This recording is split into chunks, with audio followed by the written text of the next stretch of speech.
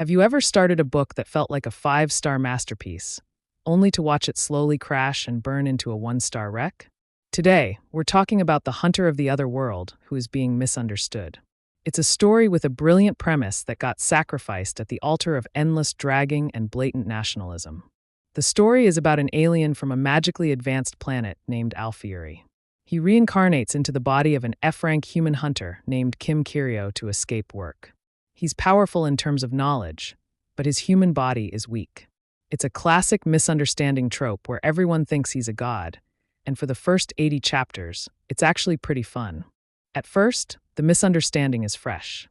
The MC's alien perspective on human culture is interesting, and the mystery of the previous body owner's tragic backstory adds real emotional weight.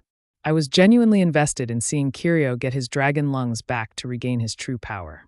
I thought I found a gem. Boy, was I wrong. Around chapter 100, the author enters maximum dragging mode. Remember those dragon lungs he needs? The author dangles them like a carrot for 200 chapters. Every time the MC is close to getting strong, the author pulls it away. It took 200 chapters of the same repetitive misunderstandings just to get a basic power-up. By chapter 200, I wasn't excited.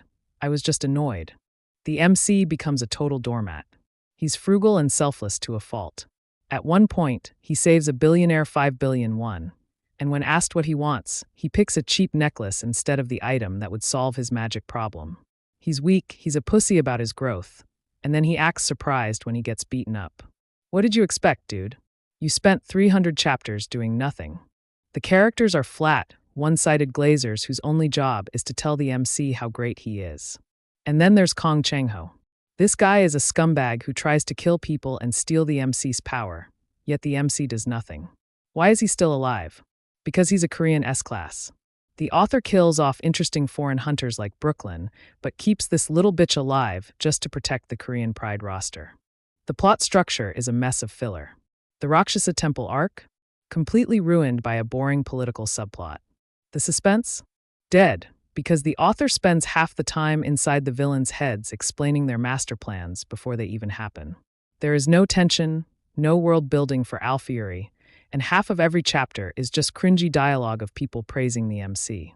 By chapter 220, the novel becomes a nationalist manifesto. Foreign hunters are portrayed as expendable or evil, while the Korean ones are precious no matter how scummy they are.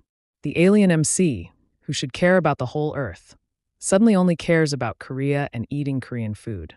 It's vague, it's bland, and it's honestly insulting to the reader's intelligence. Final verdict, a tragic waste of potential. It started as a 5-star concept and ended as 1-star ice guy slop. It drags, it's repetitive, and it's fueled by toxic nationalism.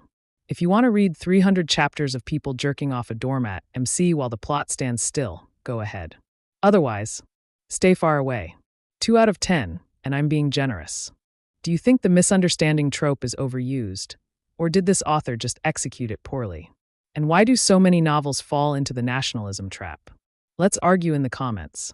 Don't forget to like and subscribe for more reviews that tell it like it is. See you in the next one.